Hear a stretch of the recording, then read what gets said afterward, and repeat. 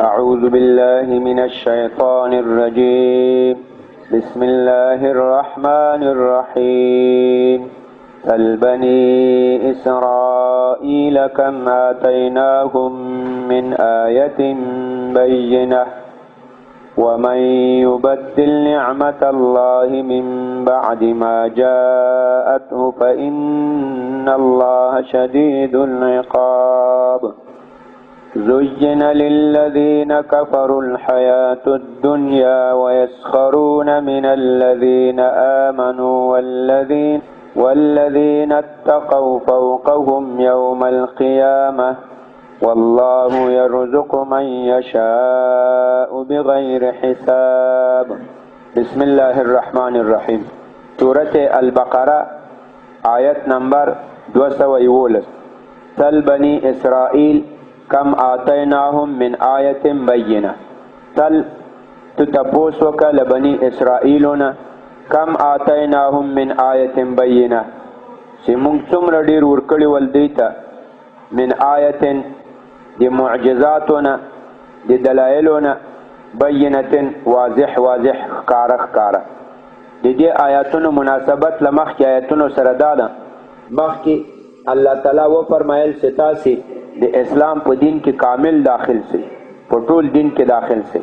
داسې به نه کوئ چې اودس لمونځ روزه به یې په دې کې به مسلمان یې، په جومات کې به مسلمان یې، له جومات نه چې ووځې بیا به په خرید و فروخت کې، په بیو شرا کې، په هغې کې به دروغ هم وایې، ملاوټ به هم کوې، دوکه به هم کوې، غدر به هم کوې.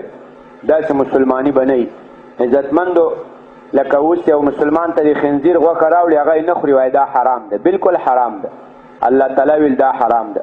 خو بل مسلمان سره دوکه هم حرام ده. د بل مسلمان په مال باندې غصب هم حرام ده. رشوت هم حرام ده. سود هم حرام ده. د یتیم په مال باندې خېټه اچول، ملاوټ کول، په میراث باندې خېټه اچول، د خورو د لورو د بل، دا ټول حرام دي. بلکې د خنزیر له غوښې نه دا ډېر حرام دي. د خنزیر غوښه که یو څوک وخوري بس په توبه وباسي، توبه یې قبوله شوه. او د مسلمان مال چې غلا کې چې څومره توبې وباسي لاس به دې کټ کېږي په شریعت کې، 10 درهمه په اندازه. او د خنزیر غوښه دې وخوړه، توبه وباسه، بېرته دې توبه قبوله ده. نه لاس کټ کول شته، نه وهل شته، نه دورې شته، نه شی شته، نه کوړې شته. بس ناروا کار دې کړی و، توبه دې وایسته، الله به دې توبه قبوله کړي. او د مسلمان مال که دې غلا کو څومره توبې چې وباسې په شریعت کې تا لاس به کټ کېږي. نو کوم یو لوی ګناه شو؟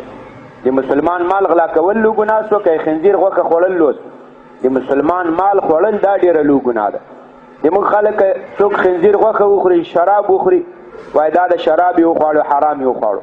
خو هلته بیا ملاوټ هم کوي، دوکه هم کوي، غدر هم کوي، رشوت هم اخلي، هغه ته بیا مسله راایستلي. نو مخکې الله تعالی ویل چې کامل دین کې داخل سي، ادخلوا فی السلم کافه.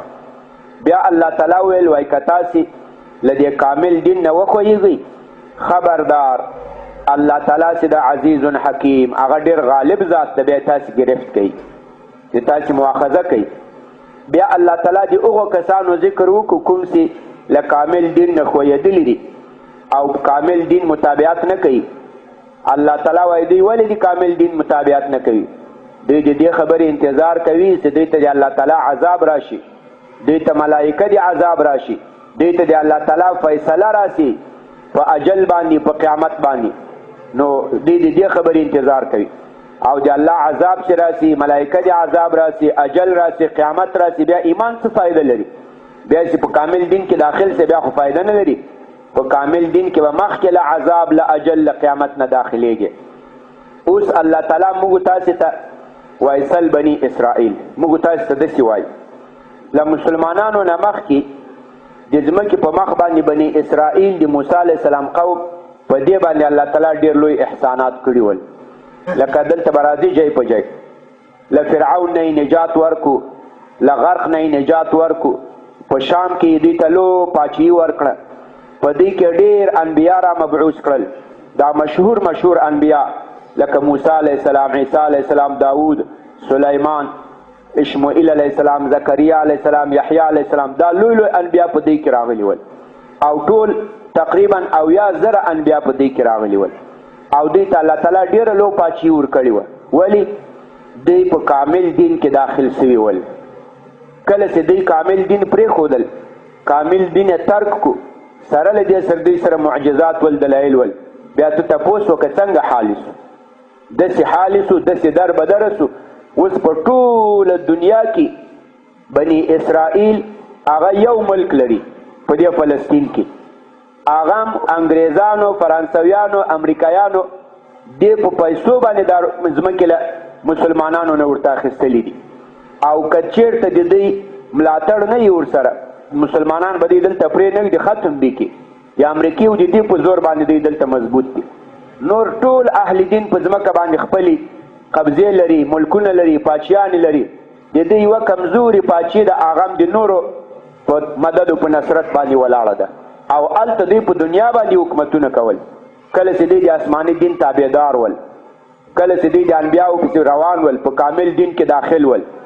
د داود علیه السلام لو پاچي وه، د سلیمان علیه السلام خو په انسانانو، پیریانانو، په مرغانو باندې پاچي وه. تخت به په هوا باندې روانو. د ژمې پایتخت به مرکز دارالخلافه به یو ځای و، د اور به بل ځای و، مازدیګر به یو ځای و، ماسپښین به بل ځای و، تخت به په هوا روانو. داسې لوی شان شوکت و. اوس ته تپوس وکړه اوس یې څه حال ده؟ په کامل دین کې داخل نشول. الله اوس ما او تا ته وایي ای مسلمانه، تا ته مې هم داسې شان درکړو. خلفای راشدین یاد که څومره لوی شان و، له المغرب نه تر سنکیان پورې، له یمن نه تر چچن انګوشتیا پورې، تتارستان پورې، هلته یورپ یوګوسلاویا و، سربیا تر دیجې پورې تا حکومت و، تا خلافت و. کله چې تا کامل دین منلی و، چې کامل دین دې پرېښودل، اوس دغه حال ده. کله انګریزان پرې راټیک کوي، کله روسان وي، کله امریکانیان وي. ته لا ګوره دې نه وروسته به چا واري، هندوان به وي او که به چینایان وي، که به بل کوم کافر وي. دا ولې؟ دا موږ کامل دین کې نه یو داخل سوي. عین هغه د بني اسرائیلو دربدري هغه اوس مسلمانانو ته رامخه کوي. سل بني اسرائیل، دا تپوس د دې نه ده چې ته لاړ شه بني اسرائیلو نه تپوس وکړه. دا سوال د دې نه ده چې ته لاړ شه تپوس وکړه. دا د زجر دی، تهدید ده. دا داسې ده لکه یو چا سکول کې سبق نه وي ویلی، یو طالب مدرسه کې سبق نه وایي، نو ته ورته وایي ورشه لا فلاني نه تپوس وکړه، سبق یې نه ویل، اوس یې څه حال ده؟ د دې دا مطلب نه ده چې دی ورشه له هغې نه تپوس وکړي چې وروره تا خو سبق نه ویل، اوس څه حال ده؟ دی خو ښه خبر ده چې هغه اوس سبق یې نه ویل، اوس ریړه او ټنګه چلوي، در بدره ګرځي. ملګري څوک استادان شو، څوک شیخان شو، څوک ډاکټران شو، څوک انجینران شو، دی ریړې ته ولاړ ده. دا داسې تپوس ده، د زجر د تهدید. لاړ شه بني اسرائیلو نه تپوس وکړه، د هغو څه حال ده؟ کتاب هم داسې حال چې ای مسلمانه. سل بني اسرائیل، تپوس وکړه بني اسرائیلو نه، کم آتیناهم من آیت بینه. دا کم، دا خبریه ده. کمی خبریه دا مطلب، دا خبر وي له کثرت نه. څومره ډېر موږ ورکړل دوی ته من آیت، آیاتونه، دلایل بینة واضح واضح. خو دوی دا واضح دلایل پرېښودل، آسماني دلایل پرېښودل، په دنیایي خبرو پسې روان شول. ورسه ته تپوس وکړه اوس یې څه حال ده؟ اوس خو ډېر در بدرې دي. او مسلمانه تا هم داسې حال وي که په کامل دین کې داخل نه شوې. ومن یبدل، اوس دا ده وایي ګوره او مسلمانه، هر څوک چې د الله تعالی نعمت بدل کړي په ناشکري باندې، د الله نعمت څه شی ده؟ کامل دین. اليوم اکملت لکم دینکم واتممت علیکم نعمتی ورضیت لکم الاسلام دینا.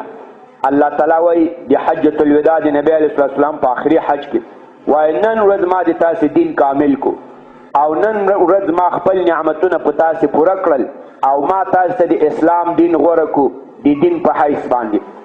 د الله تعالی نعمت هغه د الله دین ده. الله وایي څوک چې د الله تعالی نعمت د الله دین هغه په ناشکري باندې بدل کړي، د الله د دین بدل کې شکر ونه باسي، په دې شکر ونه کړي چې زه مسلمان یم، لما سره قرآن ده، لما سره حدیث ده، زه باید د الله تعالی بندگی وکم. کافرانو ته مخه کړي، لا دینه بې دینه کارو ته مخه کړي، الله تعالی بیا خپل نعمت چې نه اخلي په ده باندې دربدري مسلط کوي. دا د الله قانون ده. ومن یبدل، بدل یبدل التبدیل، او څوک چې تبدیلي وکړي نعمت الله، د الله تعالی د نعمت، د الله تعالی د دین، من بعد ما جاءته، پس له دې نه چې د الله تعالی نعمت، د الله تعالی دین د تراسي، دا شرط شو، جزای محذوف ده.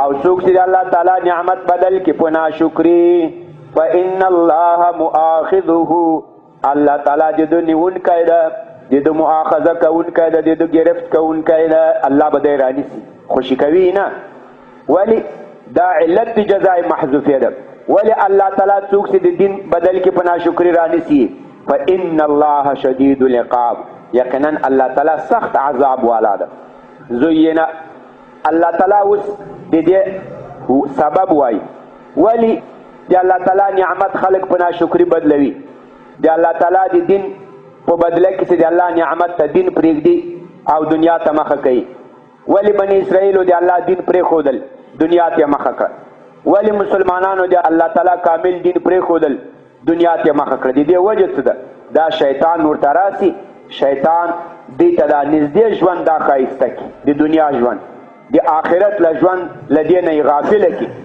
د آخرت له کارونو نه غافله کړي ټول په دنیا کې مصروف سي د آخرت غم ورسره نه وي د قبر غم ورسره نه وي دا د دې وجه یې ذاتي په دین باندې ناشکري سبب سي له اسلام له دین نه غافل زین للذین زین یزین التزیین باب د تفعیل لزینتنا زینت خایسته وای زین یزین التزیین خایسته کول خایسته کړی شوي دي هغه کسانو ته کفرو دا کومو چې کفر کړی ده د الله تعالی په نعمت باندې د الله تعالی په دین باندې دوی ته خایسته کړی شوی ده الحیات الدنیا دغه نږدې ژوند ویسخرون او دوی پسخند کوي دوی سخریه کوي ملنډې کوي من الذین د هغه کسانو نه آمنو کومو چې ایمان راوړی دوی ته دا نږدې ژوند ښایسته شوی د دنیا په بلډینګونو د دنیا په خوندونو په دې کې مصروف د آخرت هیر ده دا یو او کوم کسان چې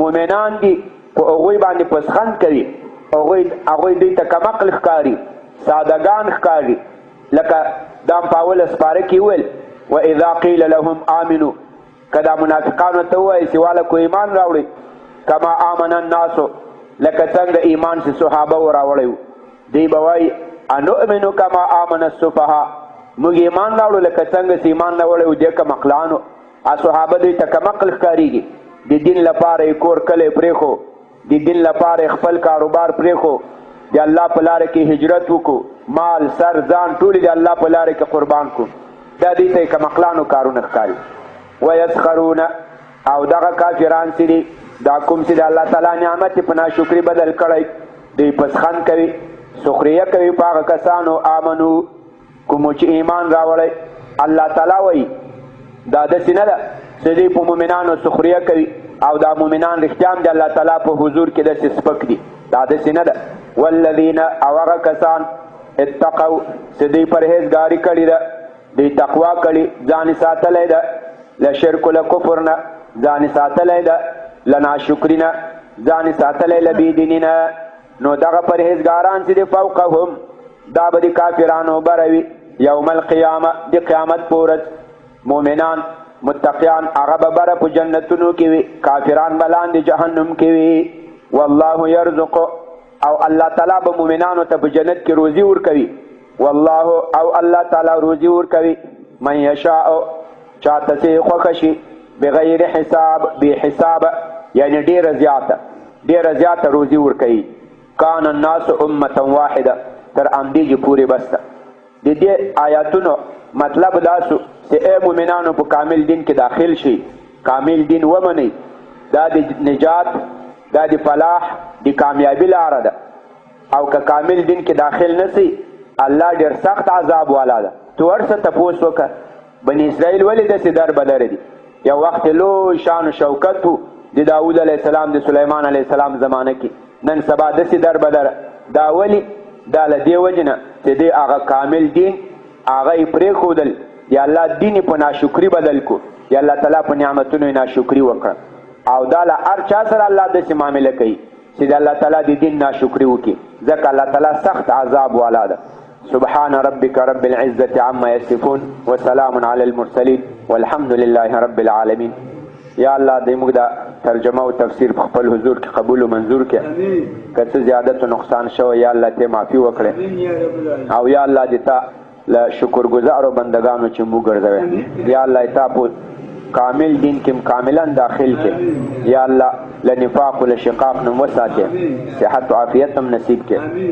دلته موږ تاسو ته ملګری دي ناروغان دي دعای غوښتل دعا ورته وکړه الله تعالی دې صحت عافیت نصیب کړي الله تعالی دې روغ جوړ کړي طالبان دي مجاهدین دي نور دي مجاهدین او مخلصین دي بندیان دي غوتم دعا وکړي الله تعالی دې په خیر عافیت سره راخوشي کړي الله تعالی دې دا کافران ظالمان په اړاند کانو کړي الله تعالی دې په خیر سره راولي سکور کې مور او پلار او خپلوان او دوستان او بچان ټول په باندې خوشاله شي الله تعالی دې ټول مسلمانانو مدد او نصرت وکړي یا الله څوک چې تا د دین خدمت کوي په هر شعبه د دین کې درس کوي تدریس کوي جهاد کوي تعلیف کوي تصنیف کوي دعوت کوي تبلیغ کوي په هر شعبه د دین کې یا الله د تا د دین خدمت کوي مالی مدد او نصرت کوي یا الله تی په مالونو په عمرونو کې خیر او برکت واچوي ربنا تقبل منا انك انت السميع العليم وتب علينا انك انت التواب الرحيم وصلى الله تعالى